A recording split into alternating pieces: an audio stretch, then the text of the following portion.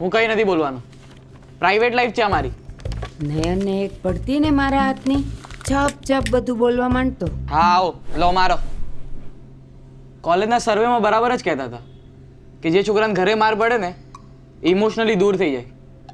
અને સાચિકમાં મને ફીલ થાય છે. ઓ સંયુક્ત રાષ્ટ્રના શાંતિદૂત, આવા નાટક કરીશ ને તો સાચે મારીશ. સુપ્રીમ કોર્ટે ના પાડી છે છોકરાને મારો ને તો એ કેસ કરી શકે. વાંચ્યું છે મેં બંધારણમાં. તે બંધારણ વાંચ્યું છે?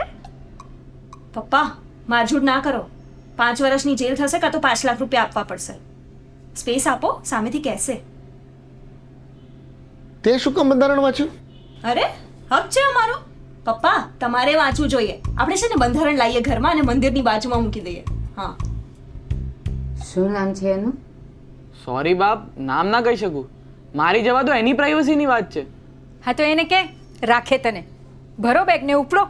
માં ચિંતા ને મેં ચિંતામાં મરી જાય કે દીકરો ક્યારે કોલેજથી આવે, ક્યારે ગરમ ગરમ જમાડું. પણ ભાઈને તો ઘર માંડા જ. અરે નથી માંડવા મારે ઘર. વી વર જસ્ટ એક્સપ્લોરિંગ ઈચ અધર. એટલે